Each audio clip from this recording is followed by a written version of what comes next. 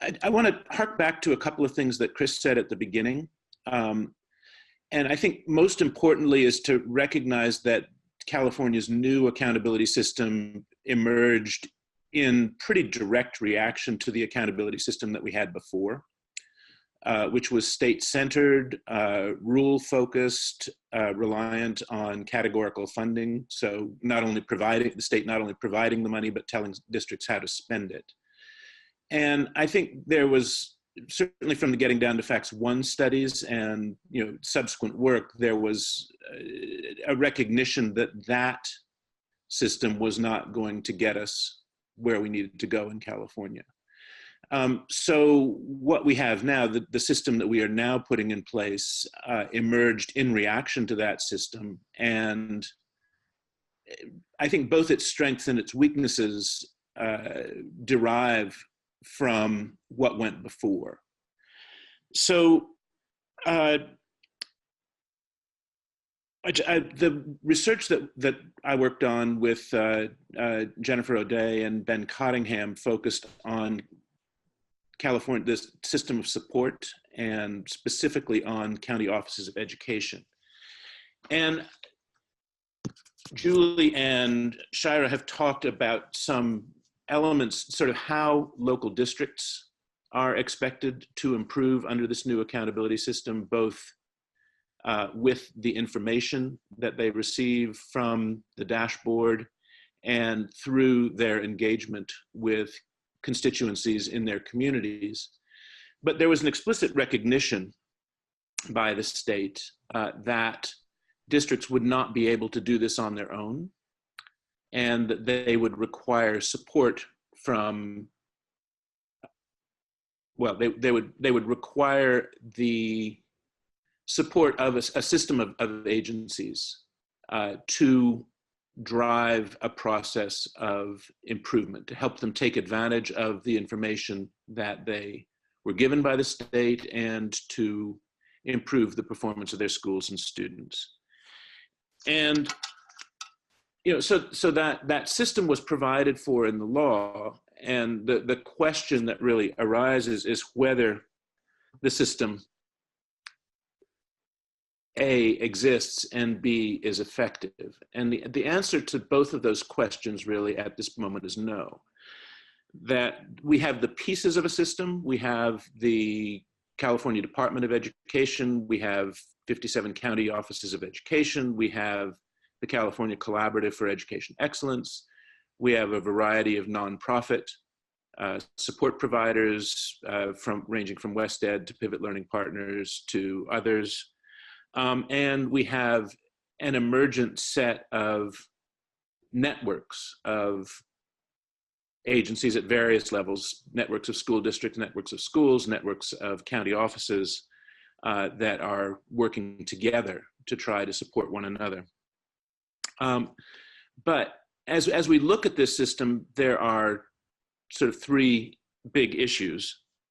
The first, as several of the participants today have talked about, is that there is very little pressure on anyone in the system to change their behavior, or certainly to focus on equity issues as explicit goals for improvement. The assignment of responsibility is uncertain at best. There's a reliance on the good intentions of actors at multiple levels, and that's a weak basis for improvement.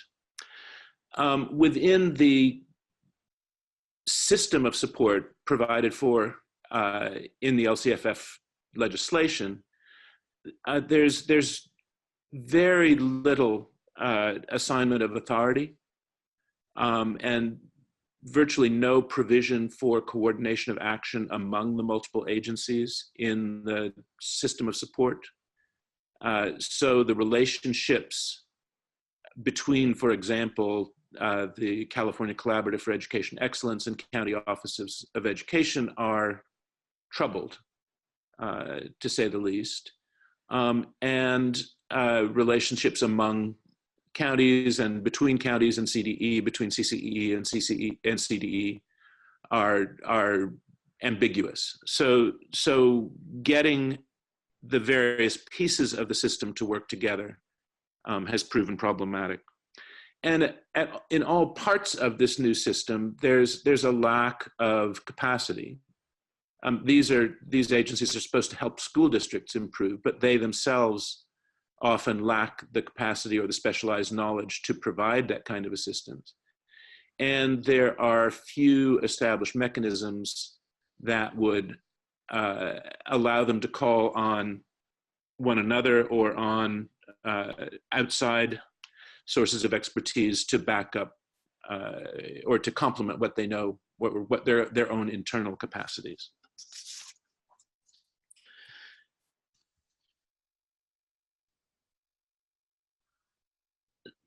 So I think it's fair to say that this is going to require further work by the state. That the system of support has not proven to be self-organizing. So there will need to be additional intervention from the state. And I'll end by saying that equity needs to be an explicit focus of the work of these agencies. Our sort of familiar strategies for education reform call for more education or better education, but not for changing the distribution of educational opportunities. And sort of our default strategies seek to improve opportunities for all kids. And if we're going to close achievement gaps, we really have to make the distribution of opportunities an explicit focus of our attention, which, as Chris mentioned at the beginning, might call for getting down to FACS 2.3 at some point in the not very distant future.